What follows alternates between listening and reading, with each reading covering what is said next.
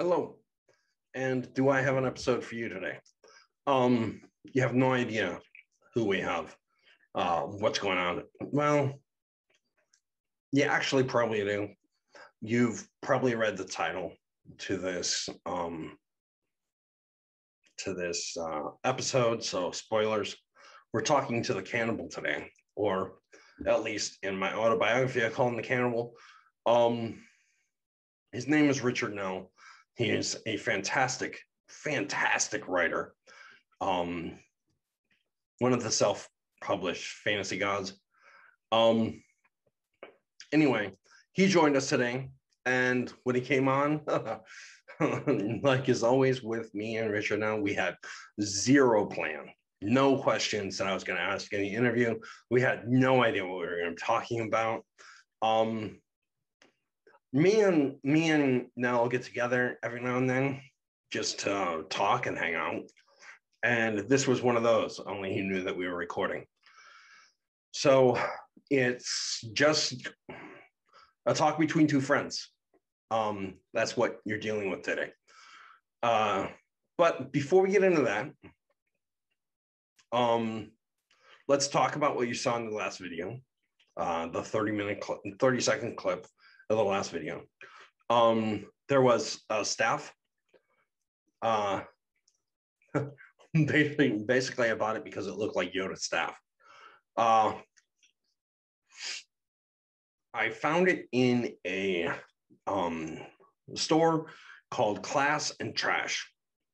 There was a big, beautiful, antique bookshelf / hutch thing that was there. And there's a plaque over there in the corner that I also bought there that says Bullshit Corner, where me and my friends talk. That's the kind of thing you find at Class and Trash. Things that do not belong together. So they have a lot of driftwood, as it is right on the coast. And I found that piece of driftwood, which to me at the time looked like Yoda's staff. And the longer I have it, the more it looks like his staff. So you saw that, and then you saw an entire shelf full of skulls. Some of them are plastic, and they cost like 70 cents. And some of them are pewter. There's a pewter set of 2 that sit there, and they cost much, much more. Anyway, the entire shelf is a large group of the skulls that I have. And it's part of the decor. It's part of what I have to look around, to look at, inspiration. That's what you saw. Now, what you just saw, and I'm going to tell you what you just saw, because today is the 13th episode. This is the finale of the 3rd season. So I'm going to tell you what you just saw. The 30-second video that you just saw is the ceiling of a room that I call the Veil. And you might have noticed that there were cloth hanging down from the ceiling. And those are the pocket squares that I have been wearing all season. This one right here is up there, which means that it came, and then I put all that kind of stuff. Anyway, this one's up there. There'll never be any more pocket squares put up on my ceiling. It is only to commemorate this season. Yeah, that looks pretty cool. I'm pretty satisfied with how the whole thing turned out.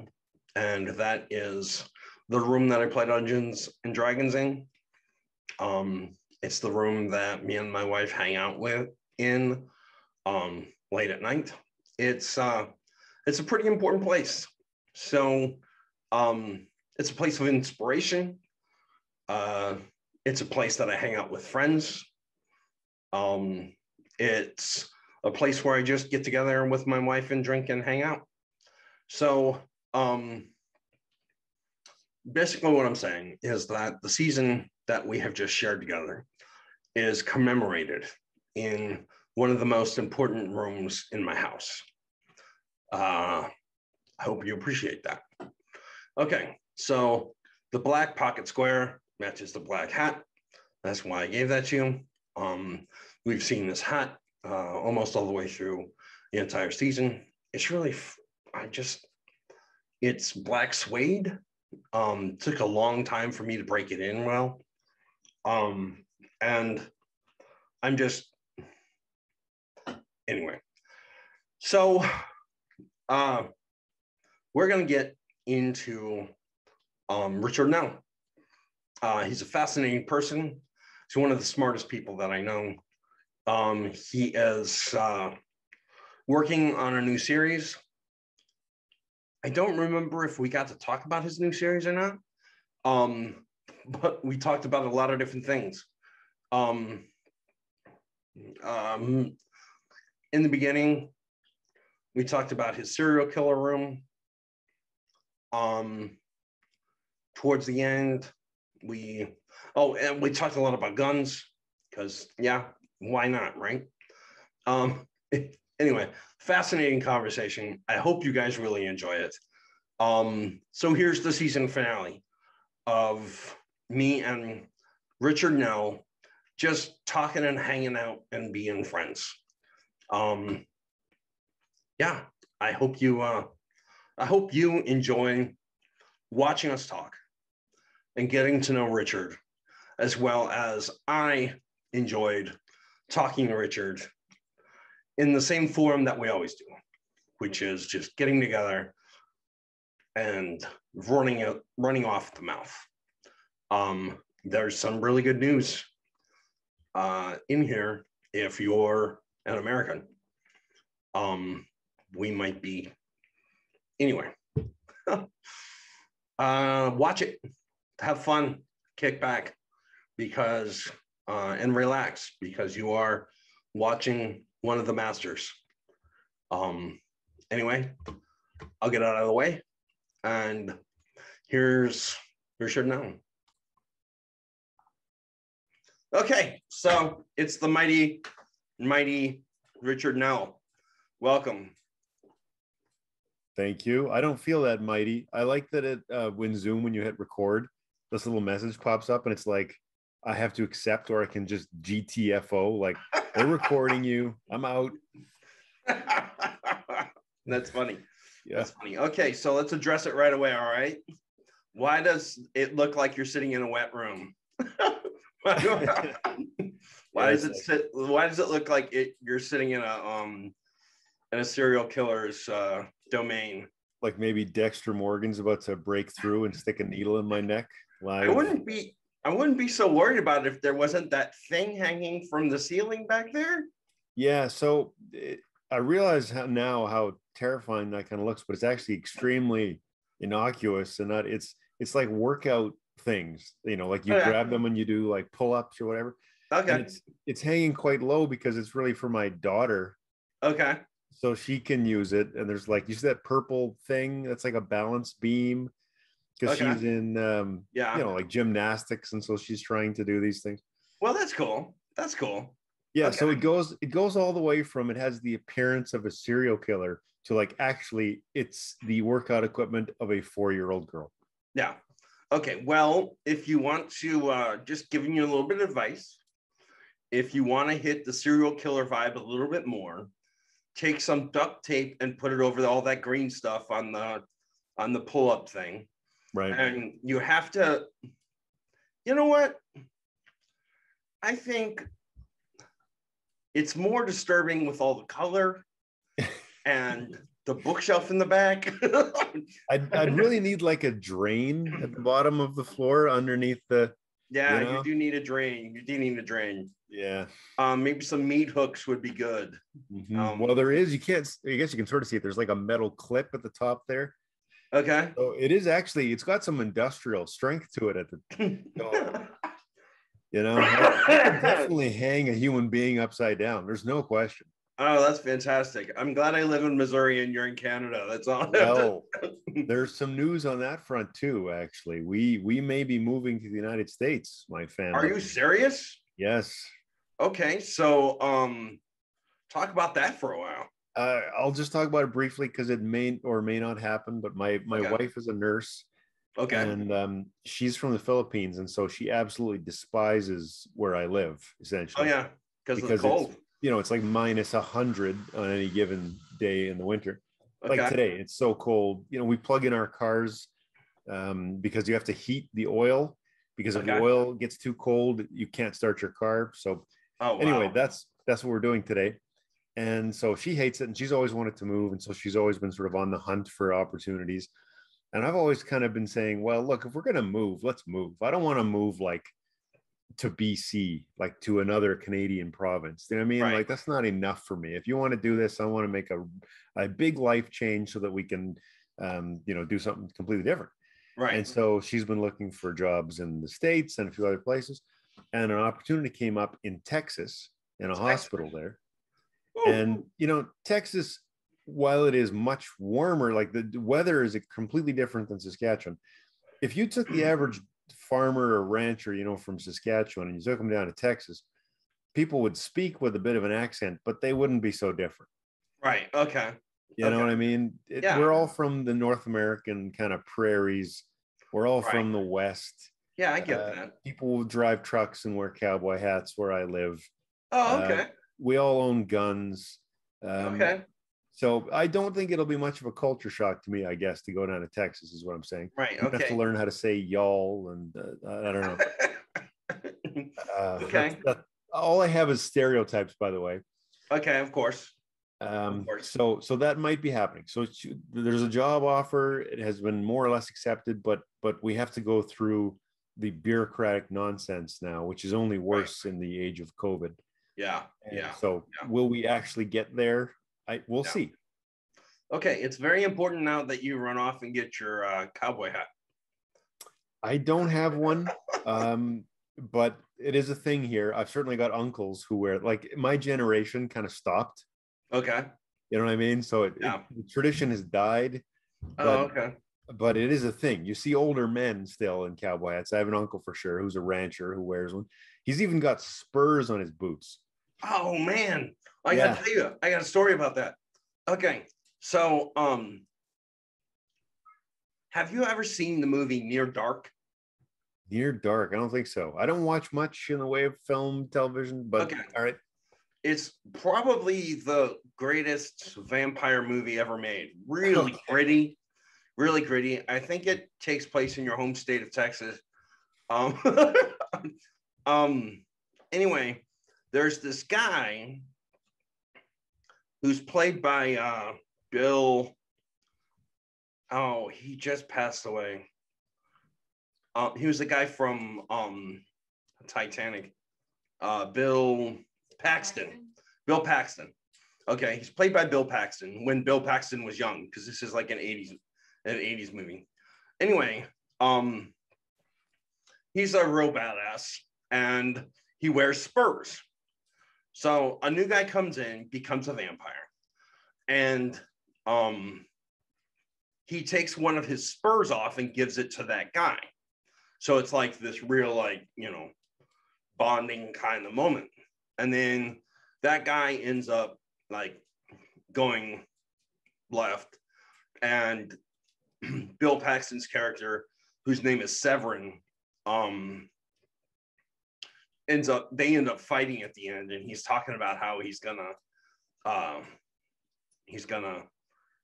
kill him and take his spur back, And then there's this great line in the end where the head vampire, who's played by Lance Herkinson, okay, I don't know if you know who that is, but like, he's got the face of a leather satchel, and And so the guy is taking care of Severin. And Lance Harkison says, I taught Severin everything that he knows, but not everything that I know. The last sound you'll hear are your guts snapping like a bullwhip. And I was like, So anyway, okay, so me and my friend were watching it, and we were like really into it.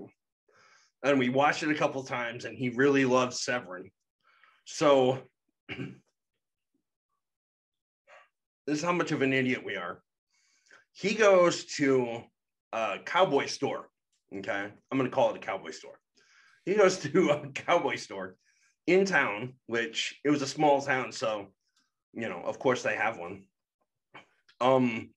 He goes to a cowboy store in town, and he buys spurs. Okay, and he tries to make it work with a tennis shoe. All right, he tries to make this whole spur thing work with a tennis shoe, which that's not going to happen. Yeah. But for like, maybe like 3 days, he's walking around with this spur on a tennis shoe. So the spur, just the bottom of the spur is supposed to go up under the heel of the boot. But when, a tennis shoe doesn't have a heel of a boot. So everywhere he walks, he's like clicking, he sounds like he's wearing a tap shoe. Just one. And of course he's like scratching up floors and shit. Anyway, he quietly took the spur off, but for a while there was a spur, and me and him were great friends, and he was like, how about I give you a spur like Severin gave, and I was like, okay. So I couldn't make it work with my tennis shoe, but anyway, that's the best. Yeah, that's my spur story. I feel like somebody who's got a spur on their tennis shoe is at great risk of getting their ass kicked by someone who's got their spurs on properly. You know what I mean? Like, I don't think you want to meet the guy who's like, what the are you doing, kid? Right, exactly. Okay, so we've got Kings of Paradise, Kings of Ash, and Kings of Heaven in the background. Yes, we do. And then you've got 2 other books. That is Dark Sea's End. Okay. So this is the first book in the series beyond Ash and Sand. So it's after that trilogy. Yeah, I heard that was coming out. In theory, unrelated, but actually not unrelated. I can't wink, so I won't. Okay. But it's. We'll get into it at some point, maybe. But I've realized that all the books I'm writing, I'm becoming you. They're all connected. Awesome. Yeah. Awesome. I let out Scorch. And to no fanfare, but I let out Scorch recently, and I'm putting out a book called Seeds of Revenge, and it's a novella about this one character who's prominent in the Manus Wars, and her name is Revenge. And this is like her from a very small child all the way up to and past the Manus Wars. So that's really cool. I had this thing happen that happens every now and then. It's happened twice now with my editor. Okay. My editor's fantastic. I have no complaints about my editor. He's really fun. There's usually a cycle with him. Okay. He always gets the job done, and he always loves the book, but he'll get the book. Of course, he can't get to it right away, because that's just the way the editors are. He can't get to it right away, but then he'll tell me he's starting, and he'll get about 50 pages in, and he'll give me a call. And he's like, this one's really not, I don't know, man, this one's really not working for me. We might have to do some really deep cuts on this, And I'm like, okay. So Just read the whole book. And if you have a problem with it, I want to hear your thoughts. You know, you always want to hear what your editor has to say. So then he right around halfway, he'll get a hold of me and he'll be like, okay, you have way too many parts moving on this. And I don't see how you're gonna be able to tie all this up in the end. So you're probably gonna need to add a lot in the end. And then he'll get a hold of me after the book and he'll be like, okay, this book blew me away. This is a really good, you know, all that kind of stuff. But somewhere in there, there's a lot of conversations with whiskey involved. And so we'll have whiskey fueled conversations about my book. Yeah, he's a character. He's a character, but he is 100% dedicated to my work. So I have no complaint. Yeah, well, that's all you can ask for. That's just so interesting because I know exactly what you mean. And I've even had that experience as a writer or as a reader, sorry, where you're reading a book and you're thinking, I'm not sure what's going on. Actually, it just happened to me. I am on a panel in January or something for talking about Grimdark. Okay. And on this panel, I thought I'd read all the writers that are on the panel just as a, you know, just so I know who I'm talking to and what I'm talking about. Right. And one of them is Anna Smith Spark, I think is her name. Yeah. The Broken Knives, is that Broken Knife Court or something like that? Yeah, Court of Broken Knives. Yeah.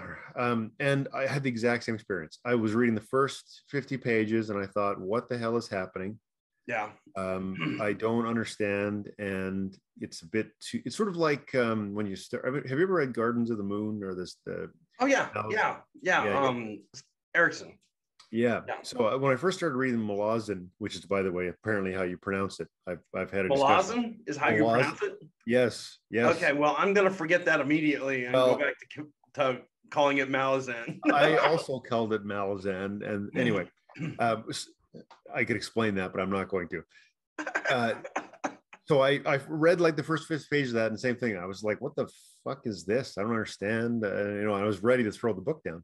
It was worse with Malazan than it was with Anna Smith, but same thing. Yeah. 50 pages in, I was confused. Too many things going on, jumping around, head hopping.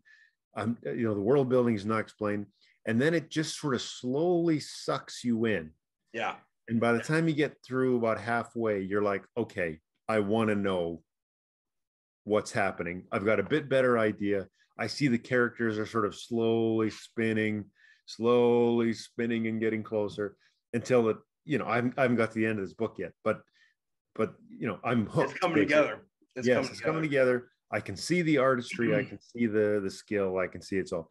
But if you are the type of reader who's like, I don't get it, and throws the book down. Yeah. You know, that's a real problem. And it's, I don't know, we're living in a time where maybe because of television or who knows why, people are a bit more like that, right? Where they want you to just want it now. I think I know what it is. It's trust. It's trust in the writer that has gone away in a lot of readers now. They get into it and they're just like, this writer does not know what he's doing. This writer is absolutely wasting my time, and they DNF it, you know? Yeah. And once you get like, and that happened a lot in the beginning. But once you've done a couple, they start to trust you. They're like, okay, this guy knows what he's doing. He's got me in pretty deep. And you know, so we can. So what do you think how do you think without the trust, or maybe with just very tiny amount of trust, what do you think of the methods are the best methods to get somebody to keep going? Is it prose? Is it you know, a mystery hook at the start? Is it a prologue like in sort of George Martin style where he shows you the undead, and then and then he goes into the, you know, what is it, do you think? Okay, so with me, I had a lot of problems because I just drop people in the middle and have them run. And I drop you in the middle of the world with very little explanation of what's happening, and then the plot takes off. And I always throw the world building in as you're moving through the plot. And I always tell the backstory as you're moving through the plot. And you know, so a lot of people in the beginning, I mean, not many readers like that style, you know, they like to be eased into it. They want to know what's going on and all that kind of stuff. So with me, it was just like, listen, I know what I'm doing. I'm doing it on purpose. And But how do you indicate that? with me, man, it was just, after a while, I was like, this guy has put out so many books, he has to know what he's doing. Yeah. Okay. So in your case, you're thinking, look, I've produced 15 books. Yeah. So relax. Right. Yeah. Well, there's some logic to that. And another thing that happened with me is, of course, they all take place in the same world. So if you can muscle your way through the first couple, you can see that there's a big world here. And then the further you go on, the more you realize, okay, like there's stuff that I understand now because I read these books that help me read these books. And, you know, they get you sucked in. They get you sucked in. Yeah. Well, it is a very difficult thing. You know, I'm always thinking about this problem. How do I get someone to pick up a book that is sort of more delayed gratification than, you know, like it seems like books are moving in the opposite direction, right? We're moving, you know, what are the books that people like? They're like romance and thrillers and, you know, what's young adult? It's quick, it's fast. It's so there's still that epic fantasy reader group, but they're sort of the holdouts. You know what I mean? Like they're fighting against the tide. And so I'm always trying to think, like, how do I bring in the people who want fast, quick gratification? And, you know, I'm not trying to say that those people wouldn't enjoy an epic fantasy. It's just, they don't trust it, right? As you say, they're thinking, I want a payoff. And maybe they're the type of reader who never even experienced a deep, enduring fiction payoff. Right. So they don't even know what they're missing. They're used to, you know, maybe they're younger writers or whatever, readers, sorry, and they just haven't got there. And fantasy is the perfect gateway for that, right? Because it does have the fantastic elements that are such wonderful, faster payoffs where some person explodes in magical power and you're excited about it and you want to see how it continues on, and you're not reading Tolstoy or something. And yet it still may contain that deep thematic or philosophical or puzzle elements or whatever that the writer can bring in with a huge long series. Well, what I do is I've noticed that within the fantasy genre, there are those that really like the epic fantasy, and there's those that really like the standalones, and there's those that really like, you know, the trilogies that are like a manageable size, you know, all that kind of stuff. So I look at the book that I want to write and I decide, okay, what kind of reader is going to want to read this book? And then I go from there. So like, if you're signed up for like an epic fantasy book and you know it's an epic fantasy series, I don't have to hit the ground running and blah, blah, blah, blah, blah, blah, blah. You know, you, with that particular kind of character, you have that, with that particular kind of reader, they expect a slower intro. But with the people that are enjoying smaller books, I get in right away. Right. So there's this, the opening scene of the book Song. This guy is in a bathhouse with a friend of his. And they're playing this game called Crease. And he looks up and he sees this kid that works at the bathhouse. And the kid is like white and freaking out, lip trembling, sweating, all this kind of stuff. And he's holding an object that's roundish with a towel over it. It's about this big, you know, and it's obviously a head. And that's like the first thing that happens, like within the first 2 pages. Yeah, that's your hook. And the main character looks up and says, I think we're about to be interrupted. So like that gets started really fast. Yeah.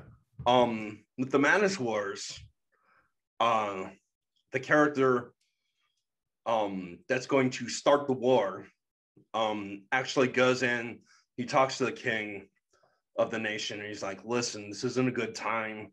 It's not a good time for the war. You need to let me give me 6 months, and because something big is about to happen. We don't know what it is. You might need my army somewhere else. Give me 6 months, and then we can get started. You know, so it's like conversation and, you know, setting up a bigger plot and political intrigue and stuff like that. Yeah, So, I mean, you're right. There's sort of the expectations of genre or whatever. I just, you know, it's funny when you think, and this is how most writers think, and maybe you're all wise to think this way. They think, who are my readers? And then you think about what those readers want and what are the genre expectations. So I somehow can't bring myself to do it. okay. In my mind, I think, well, any reader should be able to read this who enjoys fantasy. Right. You know, right. So I'm sort of always writing for a generic, broad-based. If any reader who likes to read fantasy gets this book, they should be able to enjoy it. And maybe that's a specific type of audience that I'm just not thinking about it right. You know, maybe but I just can't seem to think that way. Yeah, I get that. I'm more arrogant about it. Like you're writing for a general audience that everybody can consume and enjoy. Right. I'm more arrogant about it. I'm like, okay, I'm gonna make you love the Manhunter series because it's everything you want in a manageable size trilogy. And then once you love the Manhunter series, that's going to convert you to committing to a epic length series. You know what I'm saying? So my idea is I get you with this, and because you liked it so much, you continue to read, you know, that. And you're willing to, because you know the world and you know some of the characters, you're willing to, well, I don't read epic fantasy, but I'm gonna, because it's a Jesse Teller book, and you know, I know the world and enjoyed the world. So you know what I'm saying? Yeah. I'm so ignorant of the machinations behind genre and all that. Like, I imagine if I talk to some publisher who's saying, who's this book for? And I'm going, no, it's for any fantasy. They'd be like, fuck off. Yeah. You know what I mean? Okay. Yeah. So I was talking to an agent about this. I wasn't talking to an agent about this. That makes me sound way more important. I was at a lecture where an agent was talking about this. He said that there's 2 kinds of readers that read fantasy. There is the fantasy reader, and this person wants to know all the details of the world. They want to know exactly how the magic works. They want to know exactly how the government is set up. A lot of them want to know about the economy and how the weapons are made and all that kind of stuff. That's like one kind of fantasy writer. And then there is the reader that reads everything, but will also read fantasy. And those people don't care how the magic works. And they don't care about the economy. And they don't care how this and that is set up at all. Right. They're there for the story, right? he says, so you can write books for the fantasy people and have that as your audience, or you can write books that are fantasy but don't get into too much detail and have a wider appeal. Right. And I think I do both, but like when you're reading one of my series, it's for wide appeal. But by the time you read two, you know about the economy, you know about the, stuff like that. But yeah, well, or at least if you're going to do the world building like that, it's got to be non-intrusive, Right. The story's got to take precedence. Yeah, right. I see what you're saying. I think I'm trying to do the former or the latter. Sorry, I'm trying to write for the generic. Yeah. But I probably, without even thinking about it, am writing more to the hardcore fantasy types. It seems to be the case. Yeah. And there's I think there's a variety of reasons for that. But yeah, that's an interesting way to phrase it. Yeah. And it's, I always tell people in art, there's what you are trying to do and what you think you did and what you actually did. I like that. Yeah. And so many writers, they're like, this is what I'm doing. And I'm like, are you sure? I mean, that's what you're trying to do. Yeah, you don't know until you get it to the audience what you actually manage to do. Even then, you still don't know. It's another indication, but you have to be so ruthlessly reviewing and objectively trying to look at your own work and reading other work and comparing it. It's just so hard to do it because you're so wrapped up in your own thing that maybe this is all you've been thinking about for a year or something, and it's impossible to. It's sort of why you need an editor, right? It's sort of because you just can't see your own flaws. You can't even see your own strengths. It's funny. I just watched an interview with Will White, who did the Cradle series. Yeah. Well, I shouldn't say he's done a bunch of books. The Cradle series is just one. He did two trilogies or two series before that. And that he was talking a bit about that, saying when he put out the Cradle books, he didn't have any expectation that they were going to take off wildly. Yeah. And he didn't even expect how far he'd go with them. He didn't have 15 or however many books it is now in mind. 12, I think, is the total he's going to be. Right. But he's like, holy shit, this is incredibly successful. And I need to think about this more and how I'm going to do this. Right. Anyway, but he put out book like 9 or 10 or something. And he said, he was almost in an emotional state of depression and panic and stress because he thought he was not delivering. Yeah.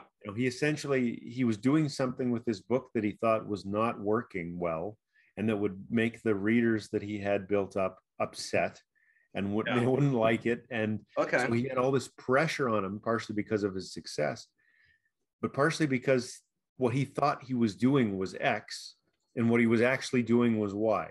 Right. And so he didn't change the book or anything. He put it out as he expected, and he thought he was going to get destroyed. Yeah. Basically. And instead, they loved it. Yeah. Well, that's the thing. That's a thing. Like, okay, so I'll use my work for example. Like I wrote the 3 Manhunter books, and then I had fans of the Manhunter books, and if I had asked them, do you want more Manhunter books, they would have said yes. Right. So then I would have been writing more Manhunter books, but I don't have any more Manhunter books. And it wouldn't be good. You just know that it wouldn't work. Right. So they're like, okay, do you want the Manhunter books or do you want my other idea? And they're like, definitely the Manhunter books, because they don't know what the other idea is. Yes, I think that's right. And they don't know what you're envisioning. They don't know. It's sort of, they see step 1, they see step 2. They don't know what step 4 is. Right. And so when you say, well, here's step 3, they're not looking ahead like you are. Right. And, it's sort of like the great tragedy of being a fiction writer. Well, any expert in the world, whatever your expertise, that thing that you do is kind of ruined for you often, because you see the strings, you see how the sausage is made. Right. So when I'm watching a movie or something, they foreshadow something like for 2 seconds at the start of a movie, and I'm like, well, fuck you, I know how the movie is. Right? Yeah. And my wife will be sitting there beside me like, what do you mean? And I'll say, well, you want me to ruin it for you? And so there's a bit of that going on with the writers they know what they can and they can't do based on what they've done already and what's going to work for the story and the character development and the themes and all that stuff, that the reader is just thinking it's just awesome. They're not analyzing it in that way. Some of them do. Some of them are incredibly expert in their ability to do it. But for the average reader, they're just sort of going through it, and they're at some point trusting you to hold their hand to go through it and expecting that the payoff will be good. And they don't even necessarily know what that payoff will be. Yeah. But yeah, that's the problem. And that's why I don't like it when you say, well, what do you want? And the reader says, I want X. And I'm thinking, you don't know what you want. Yes. People don't know. I was actually going to say that. The reader has no idea what they want because they don't know what's on what's coming down the line. Yeah. And people don't know they wanted Star Wars until Star Wars arrived. Right. Just nobody ever could have focus grouped it. Yeah. Never would have happened. Yeah. And you don't know as a fan of the writer, you don't know what you want to read yet because you don't know what the writer has planned. You don't know what direction the writer wants to go and is inspired to go. Exactly. What are they passionate about? What are the themes that they just can't put away that they're obsessed with? And as long as they are good writers and they're practicing their craft, they will bring it to life in a way that has a good story and interesting characters and all the rest of it. But yeah, I just get I don't know. I just cannot bring myself to think like I'm told to think in this industry, which is you're supposed to, and even though I see that it does work, and I don't want to give any examples because I don't want to try and sell anybody out. Right. But I do see that it works. Yeah. But I don't think it ever works astronomically. Yeah. There's always a ceiling to it. There's a ceiling. That's right. Yeah. It'll never be the great works of literature. It's just not going to happen. Okay, I'm going to solve this movie problem you're having. Okay. When you watch a great movie, after you've written as much fiction as we have, like you said, as soon as you see this blip of a thing happen, you're like, well, that's going to do that, and that's going to do that, and that's going to do that, So, what I do is I watch bad movies, really, really bad movies, and when you watch them, you can't predict how bad this movie is going to be. There's no way to predict. If they foreshadow something, most of the time they never come back to it. If they are going in one direction and you're like, okay, I can start to see, and then they go to another direction. Like I was watching this movie, and I'm going to plug it because I think everybody should watch it. It was actually filmed partially in the town that I grew up in. And then it was filmed partially up the road from that town and partially in the town that I'm living in now. So it's a local film. I assume it's a horror movie then. It is. If you look at the cover to my autobiography, the first volume of my autobiography, Teardrop Road, there's an actual bridge on that cover, and this bridge is actually in the movie. So it's called Redneck Carnage. Okay. I'm already interested. You're there already, right? And it is a zombie movie. It's called Redneck Carnage. And so there's this guy who, okay, so first of all, just to get us started, this meteor drops into the world, and he walks over to it, and it's like this blue glowing gel blob, and then it spits and it lands on his face. I shit you not, Richard. He goes, anyway, he becomes a zombie, and murder rage zombie. And at one point, he shows up at a swap meet. Do you know what that is? Do you have swap meets? And it's just basically like a mobile selling bazaar kind of thing. Okay. So you have a bunch of stuff, you go to a swap meet, you set up a tent, and people come in and buy your stuff. So he walks up to the swap meet thing, and there's a bunch of stuff on the table, and he picks up this thing, and he's like gonna use it as a weapon, and he puts that down, and he picks up this axe and he swings it around for a minute. He's looking for the weapon that he's gonna use, and you're like, okay, like you and I would think a sword or some kind of axe would be good. He picks up a chainsaw. Now this is a zombie-like character that knows how to get a chainsaw working, and then so you'll never be able to predict that. And okay. So you have chosen a path which I respect and have also done. Okay. I remember on a Halloween, a friend and I, we stayed up all night watching the Jason movies. Okay. How many did you get through?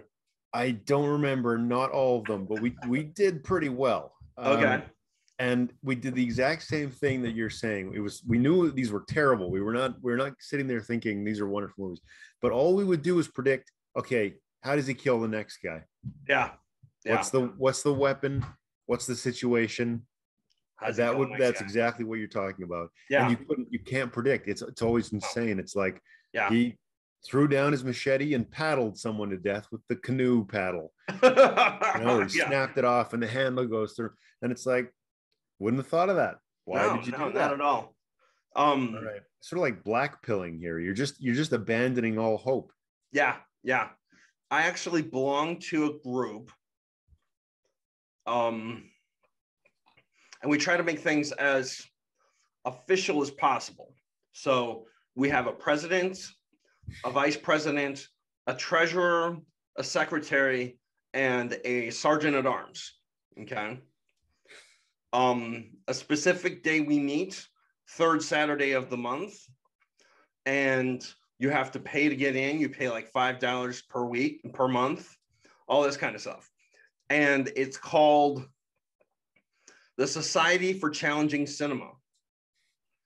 And that's what we do. Everybody brings, when it's your turn, you bring the worst movie you can possibly find.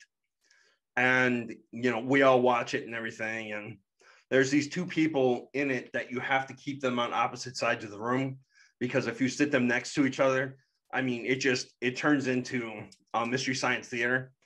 But it's called the Society for Challenging Cinema. That's great. And I happen to be the sergeant at arms. So it's my job to keep order and smack these people around so people can actually watch the movie. I feel like the sergeant at arms was a position created after the fact. Well, okay. It was my baby. So I basically try to think, okay, what do we need? We need somebody who's in charge of the money and collects everybody's money. So we got a treasurer, of course. Secretary. Okay. So what would the secretary do in a bad movie? So we got a secretary, and what he does is he finds out what the movie's called, and then he does research about how much their budget was and any trivia he can find about, the movie. And so when I decided on Sergeant at Arms, I was trying to figure out, okay, so I host the thing at my house. So I am providing the room and seats for everybody to do the thing, which sounds kind of Sergeant at Army for me. And I'm the one that tells everybody shut up when they talk too much. And You that sounds Sergeant at Army to me. you're reminding me. I not that long ago I watched an interview with Elon Musk where he'd been brought in to talk at a CEO conference. Okay. So keep in mind that's what the situation is, a room full of CEOs. Okay.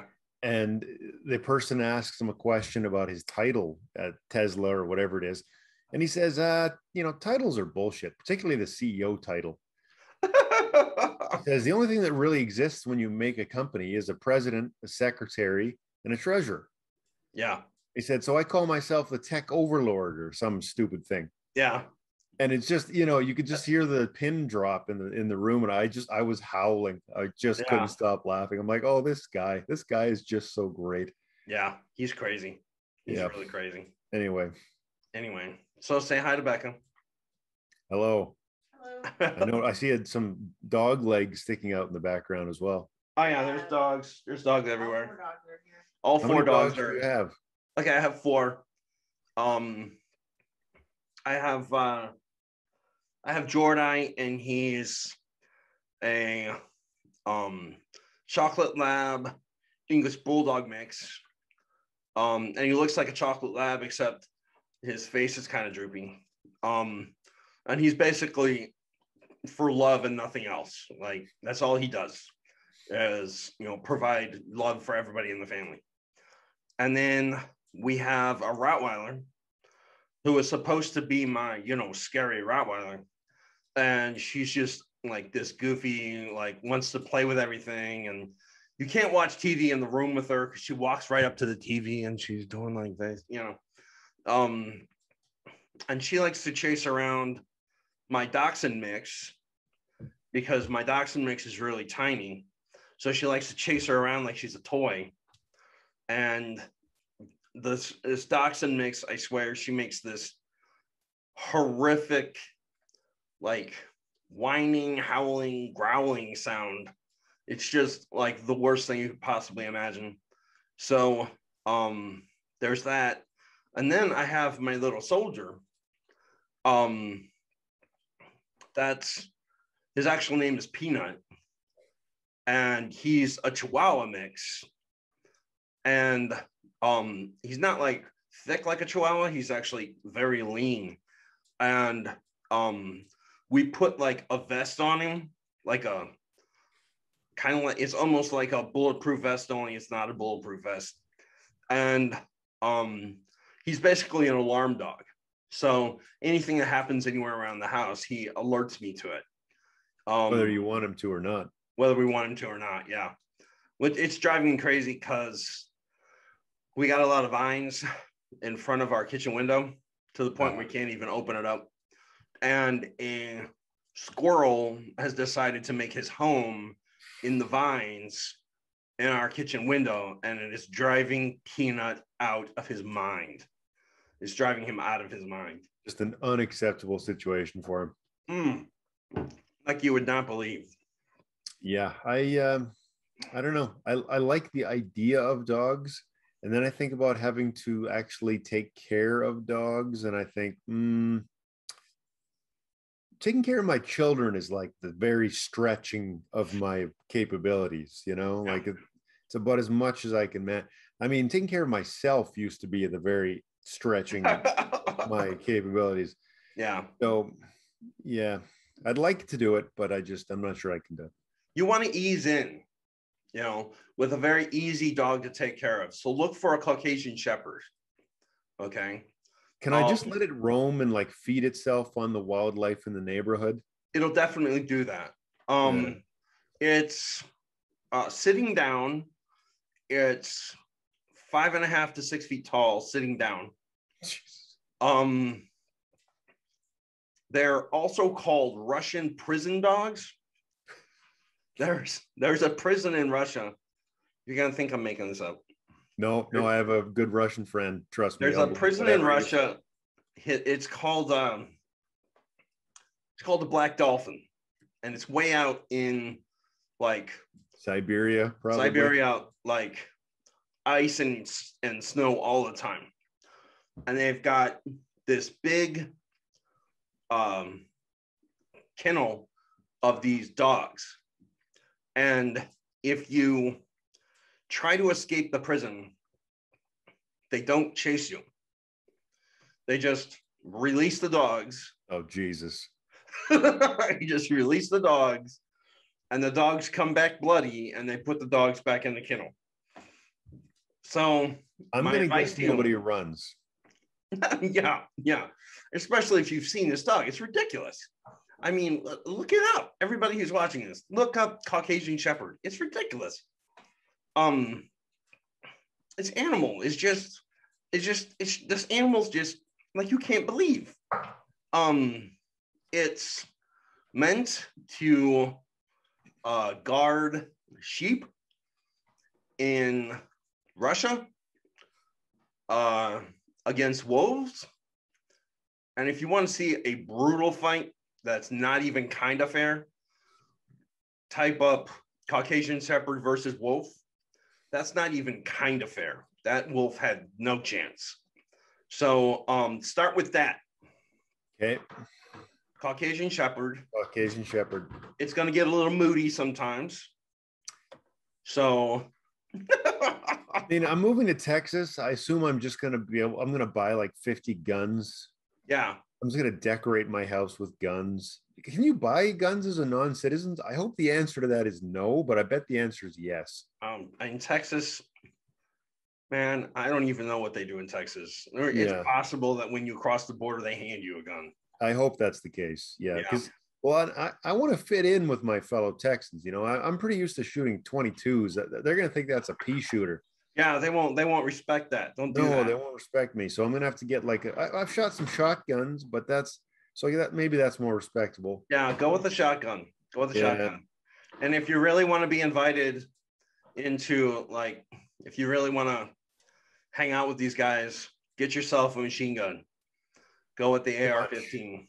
Go with the AR-15. Well, that's the only time. Okay. Oh no. Okay, that's not a machine gun. That's no. I won't. Let's not have a gun conversation. But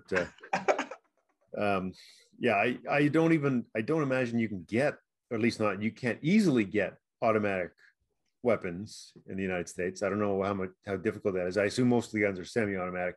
Thing is, why don't you just wait here and pause for 20 minutes? I'm gonna drive up the street and come back with one. Well, it's funny though, because non-gun people are always talking about automatic weapons. Look, there's a reason why most professional armies, almost all professional armies, they don't use automatic weapons. Oh yeah, they're completely out of control. It's impossible. Yeah, it's like the jihadis in Afghanistan who use automatic weapons, right? And pray that God's gonna get the bullet to the target. Okay. Yeah. Because they're just like, you can't hold that thing. Yeah, maybe twice. Yeah, maybe professional soldiers, real shooters who want to hit your target at any kind of distance and at any kind of speed. You know, you're not using the automatic function. Even if you've got the ability to turn your weapon into an automatic, you're using the semi-automatic. Anyway, it's just funny. Having said that, unless probably you are some asshole who walks into a strip mall at close range and just starts spraying bullets everywhere. That's probably the only successful example of someone using an automatic weapon. So that's not great. You don't really want to be in that situation. But I don't know, what can I say? Well, I don't have a gun. I am bipolar and I have DID, and I have way too many mental health disorders to. I wouldn't give you a gun. No. So I'm all about the knife. I carry 2 knives with me everywhere I go, sometimes 3. If I'm wearing a vest, 6. And what I've learned when you talk to gun guys that want to carry a concealed weapon so that they're a good guy with a gun. Have you heard that phrase? Good guy with a gun. Yeah. What I've figured out is when you start telling them that you carry knives so that you can be a good guy with a knife, you get this reaction that my son phrased very well. Nothing horrifies a man with a gun more than a confident man with a knife. I mean, it's funny because you say that. I guess I'm a gun guy. I think, yeah, good idea. Yeah. Carry the knife. Yeah, I mean, it's better than nothing. Yeah. Yeah. If you're in a situation, there's sort of the old expression, don't bring a knife to a gunfight. Yeah. Having said that, it's better than nothing. No doubt about that. Yeah. But you know, what is the likelihood that you're going to be in a situation where you have a gun and you need to use that gun because there's some dude shooting? You know, it's just so unlikely. But having said that, I belong in Texas and belong in America because I have a healthy respect for armed citizens. Who are dangerous and responsible. You know what I mean? I think that's probably, it's sort of like when men interact. You know, if you and I are together in the same room and we're having a conversation and we're discussing politics or religion or something, you know, cherished maybe between us, we both know that we have sort of a line, right? You know, that if I say something and I go here and you say something and you go here and and we start getting a little bit closer, our faces we both know that there's a line that if one of us crosses the line, you might just get punched in the face. Right. There's always the underlying understanding that two honorable men, even if they're honorable men, can still get into a physical confrontation. And so if we are honorable, respectable citizens, we do not cross that line. Right. We get right up to the line and we say, okay, fair enough. Let's agree to disagree. Have a good day, sir. And we walk in our own separate ways. Whereas if you don't have that line, you know, you just keep spewing nonsense at one another and there's sort of no end to it. So in many ways, I see that in society today where we've sort of all agreed that there is no line because there's no acceptable reason to ever engage in violence, and the state is completely in control of violence at all times. And so anyway, people used to think differently, I guess is what I'm saying about it. And there's pros and cons to both models. But in a way, I think I'd kind of like to go back to the model where citizens respected and feared one another a little bit.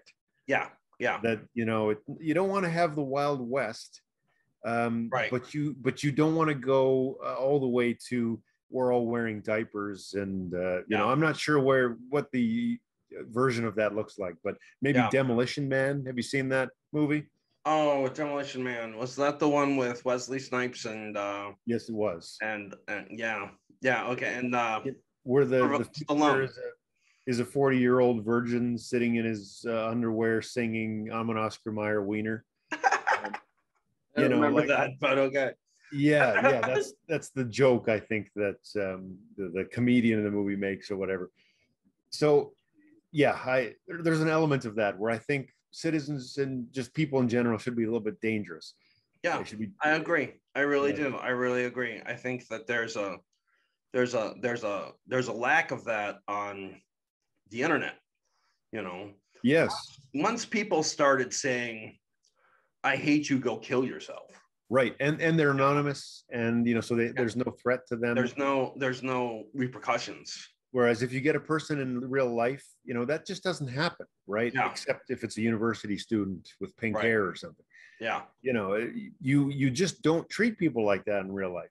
Partially because, you know, your own reputation is at stake. You know, if you're shouting like a madman, you're not going to win the argument because no matter what you say, you come across as the lunatic. And because you can see that there's the social aspect in play, you know, where you just don't feel comfortable saying those things to someone's face. So it's a thing, no question. But I think the same is true in terms of how our government now treats us as citizens. You know, there's sort of an aspect of facelessness and namelessness, and so you've always got to be cautious of these things. It's a very interesting world we live in now. I think of that place in Spain. Was it a city or a province? More or less, they said, well, look, we want to be independent. And the government more or less said, well, you don't have any guns, so fuck you. Like it's illegal to even consider voting for independence. And we're arresting the leaders of the movement who said that. And we're sending soldiers down to the city or the province and no, basically. Yeah. And my point is, it might have been quite a bit different if all of the people who lived in that province and or city were citizen soldiers, who had all spent a year or two in the army, who all had guns and knew how to, your government gives you quite a lot more respect. Yeah. When you've got citizens like that. Yeah. Yeah. Yeah. And I'm not suggesting that it's right or wrong for you to vote for independence or whatever, but I suppose if I'm speaking to an American, you've got a certain, fondness for a person's ability to do that. Yeah. Yeah. Anyway, okay, so I'm let's off on a tangent. Let's take a hard left. Yeah. Let's take a hard left. So my the second volume of my autobiography came out, and when it did, I got these postcards and started sending them to both the people that would be excited to read about my life and the people who wish I would shut up. And it was a very big project. There was 100 postcards, and we sent out almost everyone. We did it nightly.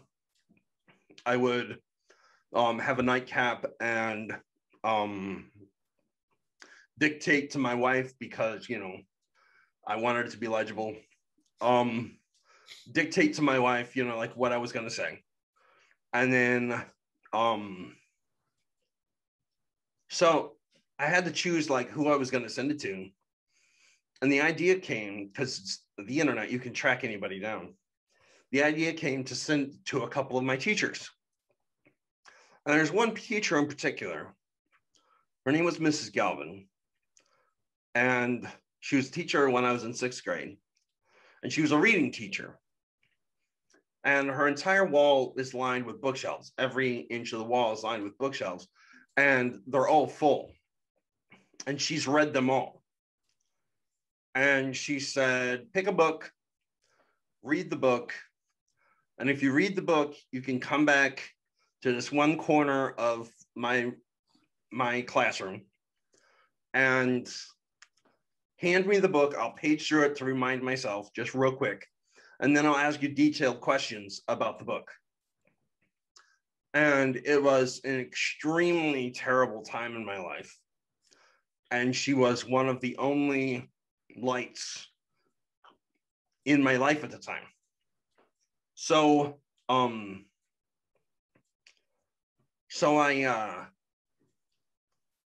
I decided to send one to her. I have this person, my wife's second cousin, first removed or something. Anyway, she's a nonfiction writer, and she's fantastic at research. And so put her on the job, and she found out that this teacher that I wanted to send this postcard to had died. And she died without reading my autobiography, that there's a chapter that honors her. And she died without reading any of my books, which she would have loved to know that one of her students had, all that kind of stuff. So I'm really messed up about the fact that she's never going to read one of my books. I want to talk a little bit, if you don't mind, about teachers that have influenced in the past. And I'd like to read this postcard. It's a postcard, so it's not going to take long. Would you mind if I read it? It's your show, man. It's my show. Okay. Miss Galvin, it's possible you live on a farm. In class one day, you had somebody from a dairy farm come as a guest speaker. You read a book to us about a car that went off the road in the winter. They were cold and starving. They had a candle. They rolled the passenger window down 1 inch, lit the candle, and set it on the dash. You said, a car is so well insulated that the heat from a candle is enough to keep somebody warm. Have you ever been called a candle? For a boy stranded in a car wreck? my name was, and then I gave my name. I was in 6th grade in the 80s, wore a green army coat everywhere I went. The kids called me G.I. Joe. You were a life-giving and life-saving force in my life. You were the candle that gave me warmth. You were the back of the wardrobe. You were the key to the Iron Mask. I was D'Artagnan. You were my Aramis. You made us read the book The K's. A small, weak, blind boy is saved from a hurricane by a mighty man who hugs him against a tree. You were that mighty man. My life, the hurricane. So, that postcard is never going to get to her. And I wanted to share it with you and maybe talk about some teachers that really had an influence on you and like really changed the way you saw things and made you the writer that you are today. I'd love to hear about some of them. In a way, well, thanks for reading that. And, obviously teachers can be very important. And in a way, I wish I had a story like that, but I sort of don't. I only had one English teacher that I even appreciated all the way till university, who, was a bit like your example, where she was more well-read, and she was obviously a great lover of literature, and so encouraged us that way. But I think maybe all she did was kind of pique my interest. I was already interested. But what I was very, very fortunate to have in my life that I think maybe you didn't was my father is a huge reader. Okay. So I grew up with a library of books that would cover pretty much every wall you're looking at in this basement. Well, they get a lot of blood on them then. Yeah. And so my memories are definitely of my father reading me, Samuel Coleridge before I was old enough to even read myself, and Charge of the Light Brigade, and Lord Tennyson. Yeah. I remember the poem "If" being up on my wall when I was, I don't know, not very old, and one of the first things I sort of learned to read. So I was very fortunate to have a father who read, and my mother is a musician and she loved to read. So very artistic people and very literate people in my life. But now they're from a farm. They're both from a farm, right? So so they didn't. That's right. You came from a farm. That's right. So they didn't come from that background. They both learned that background. Yeah. And you know what? I'd be really, now that you asked me that question, I should almost ask my father. My mother's passed now, but I should ask my father if there were teachers in his life that brought him to that gave him that inspiration, or what turned him on to literature. Because literally my whole life memories are of him lying on the couch after work with a book. Like that's what he did. That's just what we saw of him. He didn't watch TV. He didn't do any of that. So that for me, that's that inspiration. That's what really gave me that. But teachers know, unfortunately, it's kind of a bad sort of a symptom of our education system maybe here. Reading was hardly even cool. It was kind of, it was never a thing. Okay. Well, on the extreme other side of that, like I was the first person in my family to graduate high school. Right. And there's actually a thing my mom did. I missed the bus twice in a row in my junior year of high school. And my mom was driving me on the second day, and she said, "That's it. You're done. You're dropping out of school. That's it." And she tried to make me drop out of high school. So, that kind of thing was not in my life. The fact that I'm a writer is just, how do you get there from where I came from? And the answer is these teachers that that pulled me out of that mentality and showed me a different way, and most of them all of them are honored in my autobiography, but it's funny because in my autobiography, I call you the Cannibal. I call me and Becca by our actual names. One guy that I used to hang out with in high school's name is Harvard. This girl's name is Jammy. I got a friend in there named Walleye. So everybody has a code name in the book, except the teachers. All of the teachers are actually called by their name. None of them are given any, they're all called by their actual name to give them credit for the good and bad things they did. So yeah, I wouldn't be here right now. We wouldn't be talking. I wouldn't have written anything. I wouldn't be married to her if it was not for a significant series of teachers that really had more influence on me than my own parents. Right. Yeah, that's really interesting. And I mean, that's great that exists, in a way. But yeah, you're just it's hit or miss, you get a great teacher or you don't. Yeah. So it's difficult. I had a couple in university. I had a history professor who was just amazing. And almost had me switch my major to history just because he was so great. Yeah. And the only reason I didn't is because history is too goddamn hard. Yeah, history is pretty tough. They want you to cite your sources. You got to actually make a real point with your essays. English, you can just bullshit your way through. Yeah. Well, I was a history and literature double major. I knew I was going to be writing books, so I wanted to figure out how to do it. I knew it was going to be fantasy, so I wanted to know enough about history. So I was a history and literature double major. How young did you know? How young did I know that you wanted to write fantasy books? Yeah.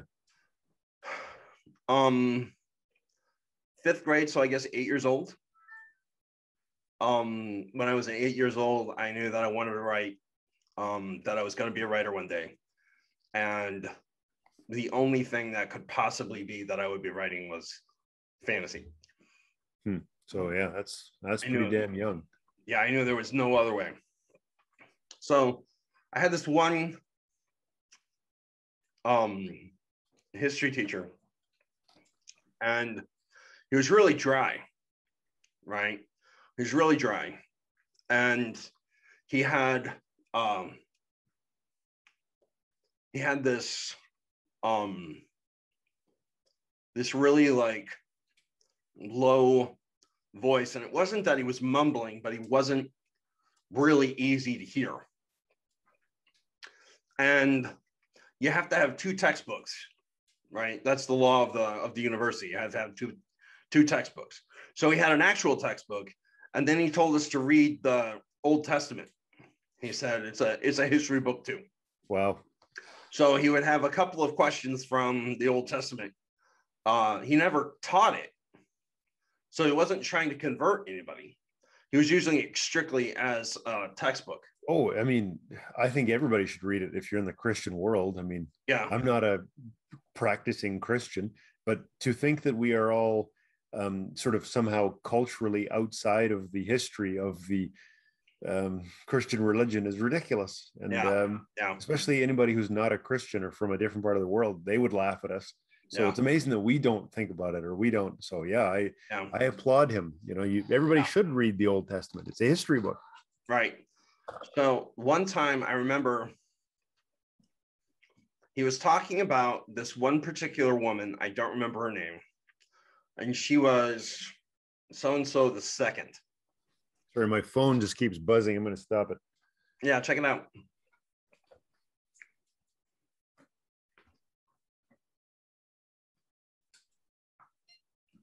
I've returned. Okay. Everything cool? Here, though, you want to see, look at this flip phone. Wow. I do not have a smartphone. Wow. Proof.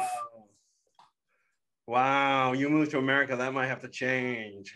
No, man. I just, it's, I don't know. This is a separate conversation we can get into at some point, I guess. But It's just not good for you. Yeah, I know agree. that it's a powerful tool. And it's a wonderful thing, but I personally, I'm like an addict. And if Yeah, I've got something that's buzzing in my pocket and beeping in my pocket, I know I can't resist it. I know I can't do it. yeah. So I just had Well, to make a choice. well, what I do is there's times when I walk away. I just walk away from my phone completely.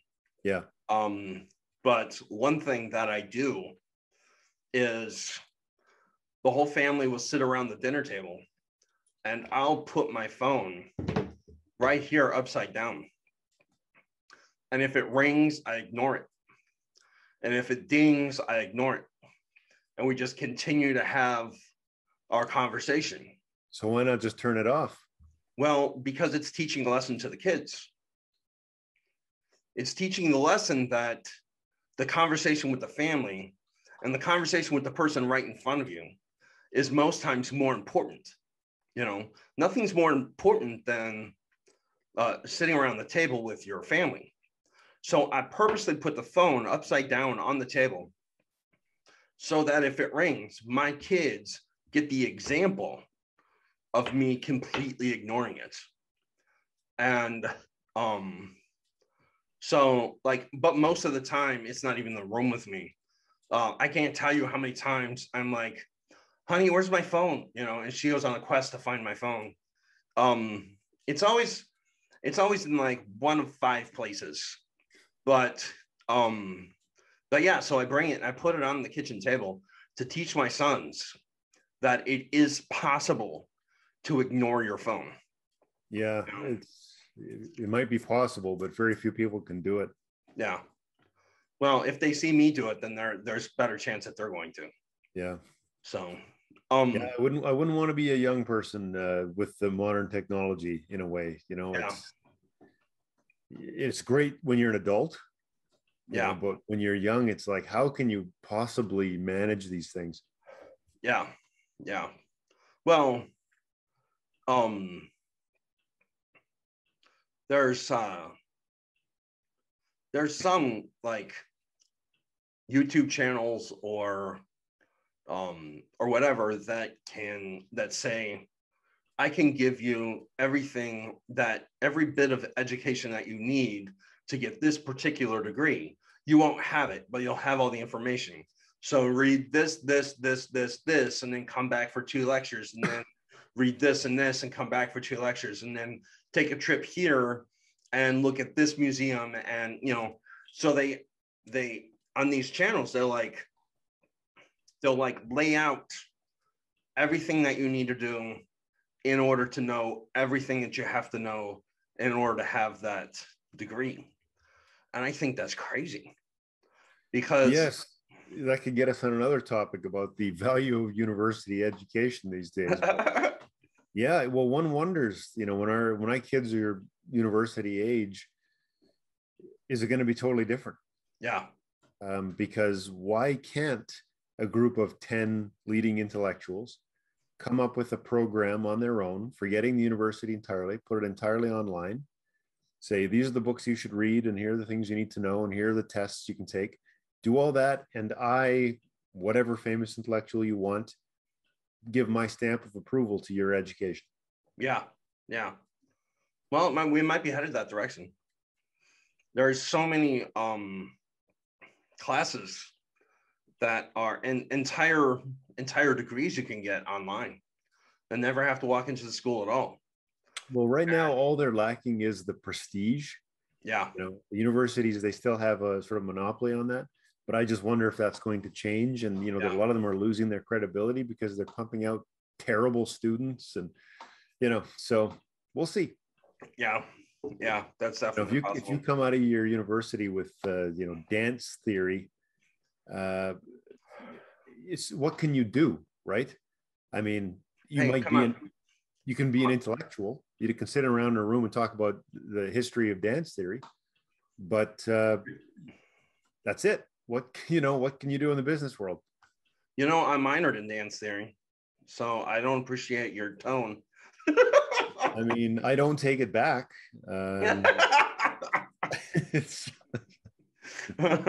Okay, So I do want to talk about the God King's War. Is that what it's called? The what, sorry? The book. Oh, okay. Well, the recent thing is I've got an audio book out. Yeah, I heard about this. This is cool. It's for Ash, right? Yeah, so finally, because this took like, I don't know, 2 years or something stupid, but it was sort of a financial consideration more than anything else. Yeah. It's not cheap to get these narrators. But anyway, finally we pulled the trigger and I got the same narrator, Ralph Lister, to come back and do both book 2 and book 3. Oh, he got 3 too. Yeah, so book 2 is now out. Okay. And book 3 is coming out in a month. That's fantastic.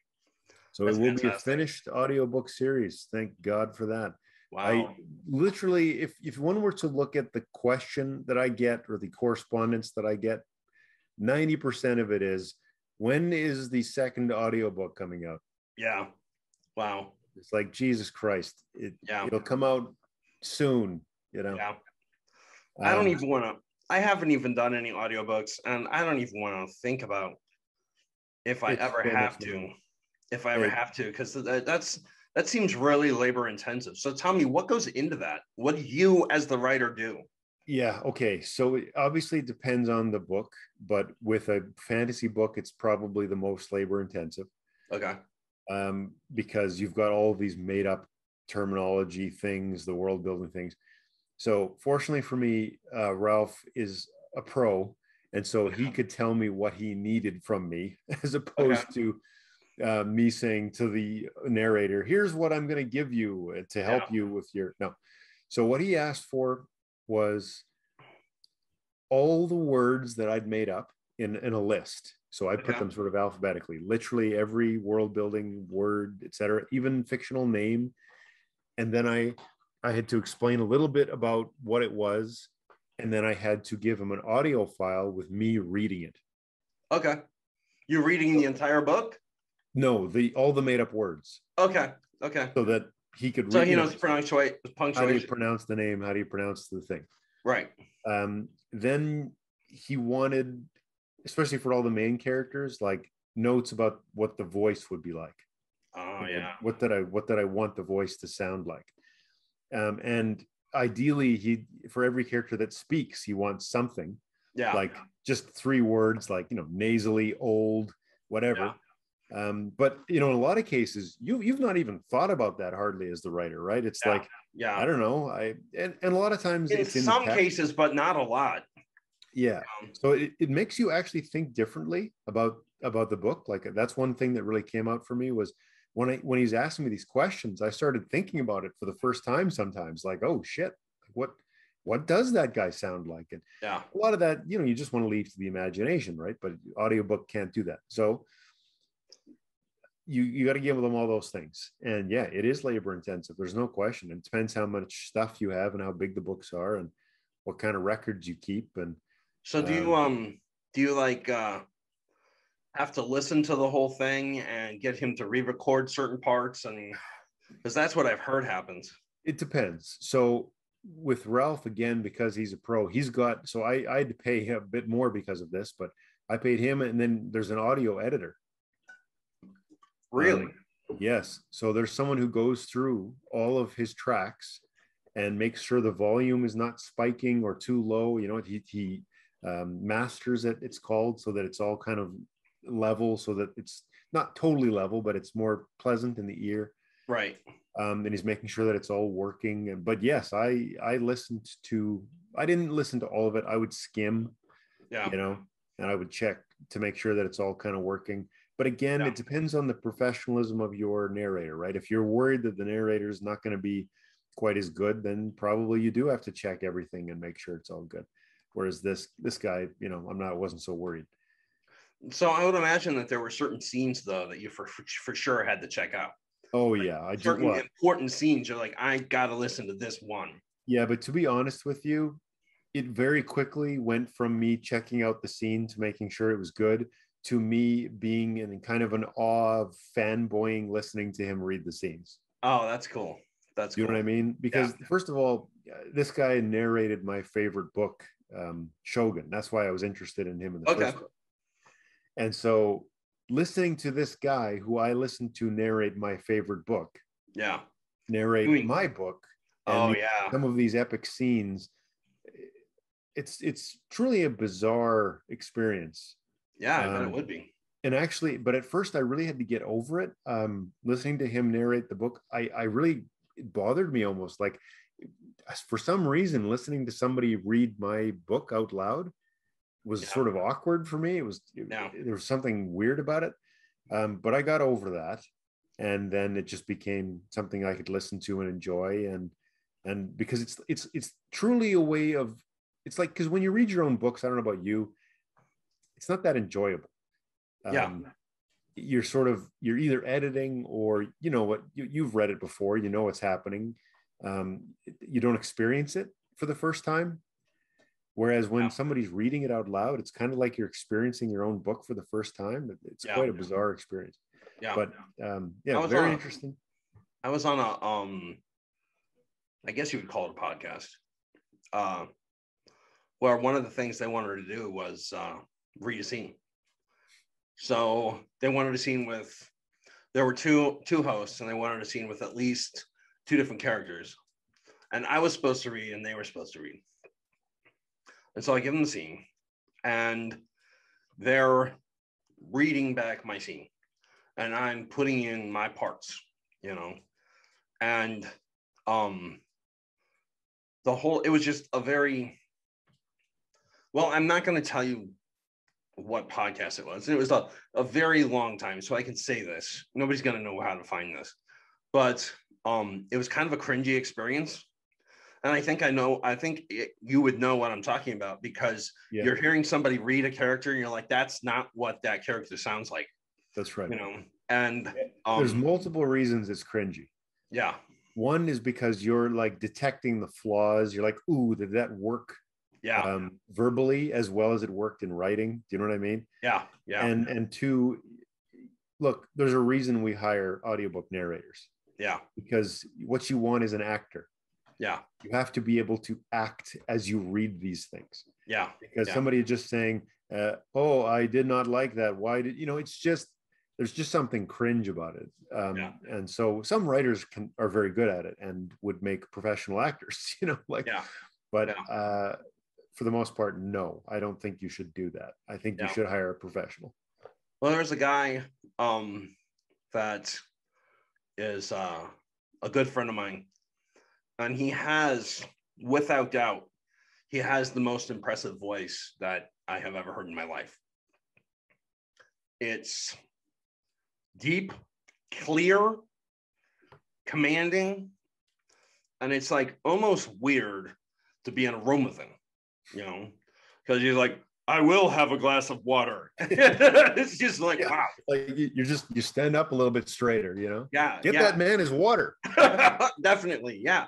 But as commanding as that voice is, unless I knew that he was a good actor, I wouldn't look into having him do an audiobook for me.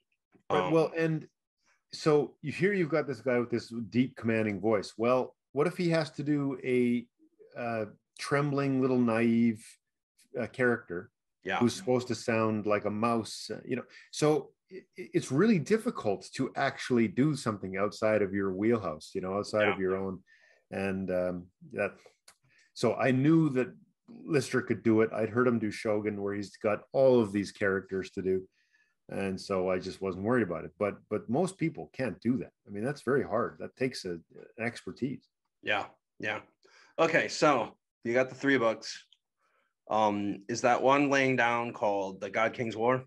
So it's the God King's Legacy is the book. Oh, Legacy. Okay. Yeah. And it'll be part of a larger thing. I'm not doing these yet. I will get to these, but it's going to be after an entire trilogy and another couple of little projects. So anybody who's a fan of this, sorry, I'll get to it eventually, and it will tie into all these other books. But it's there's a reason. Sort of like. Oh, go ahead. I was going to say I'm like a history nerd, and I'm sort of building my own history. Yeah. The Ash and Sand series takes place about 300 years before these books. Okay. So technology changes. You can see this guy's got a musket in his hand. Yeah. I remember. I think I think I read part of that. Is Oh, that a yeah, you did. collection? Is that a collection of Two novellas? novellas. Yeah, you did. Yeah. Yeah, it was amazing. The reason I wanted to talk about that one in particular is because that's a proof. It's got that band going around it. Yeah, yeah. Point out that band. Pick it back up and point out that band. Oh yeah. So this is when you get it from Amazon. Where's the camera? It says not for resale. It's like it's an author's copy. Right. And it's funny because I've had a blogger or two say, "Hey, do you have an author's copy?" Because they want the band. Yeah. Because it's sort of, I don't know, you can see why they would want it, I guess. It's sort of like, I've got a special copy and you don't. Yeah. I get one for every book that I make. I get one proof. Yeah. And I never keep them. I always find a person that I want to send it to. Right. And that person, and then the question is like when I did Legends of the Exiles, the woman that I gave it to, I was like, do you want me to sign this with your actual name, or do you just want me to sign this? Because this could one day, hopefully, maybe be worth a lot of money. And of course she was like, yeah, sign it with my name. I'm never going to get rid of it, But I always get one of those. And then I always end up giving it to somebody. And with the Madness Wars, it took 2 years to put out the Madness Wars. And there's 4 epic length novels and a thinner companion novel. And I saved all of the proofs. I saved all the author copies. So there was just like a huge collection of them. And then I gave them all to the same person. But yeah, I never keep them. I always give them away as gifts. I ended up getting like 5 or so copies of that one. I don't even remember why exactly. And I think I gave them all to reviewers. Yeah. Except for that one, obviously. Yeah. I don't know. I'm such a mess. I need a Rebecca. I don't have. All right, it's just me. Yeah. My wife is at her job right now, and she's like, I don't have time for your nonsense. Deal with your own books. Everybody needs a Rebecca. Everybody. Yeah. I'm thinking maybe when my kids get a little older, I can get some child labor going. Yeah. That's a good idea. It's a good idea. All right, man. I think I'm gonna cut it. I got a lot of stuff, and this room keeps getting hotter and hotter. So there's a ceiling fan I forgot to turn on. But yeah, thank you so much for coming and talking to me. This is going to be on my channel,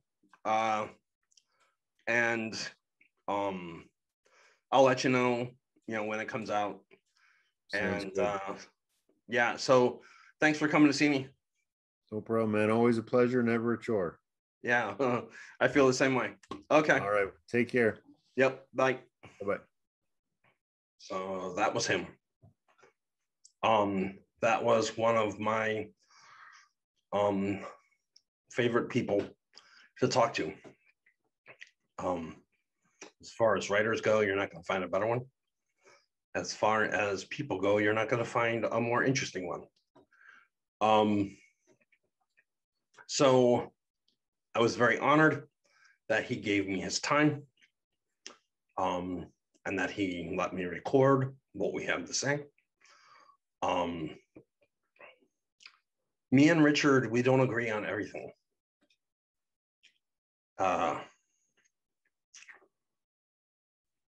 But as you noticed, you don't have to. He's very conservative, especially when it comes to firearms. I'm more liberal when it comes to firearms. He sees things differently than me, and it really doesn't matter. And I hope we can see more of that. We have a nation divided right now. And even though I had to go to Canada to find a guy. I hope that my friendship with Richard and the fact that we can just get together and have a conversation inspires you to, I don't know, try to find some common ground.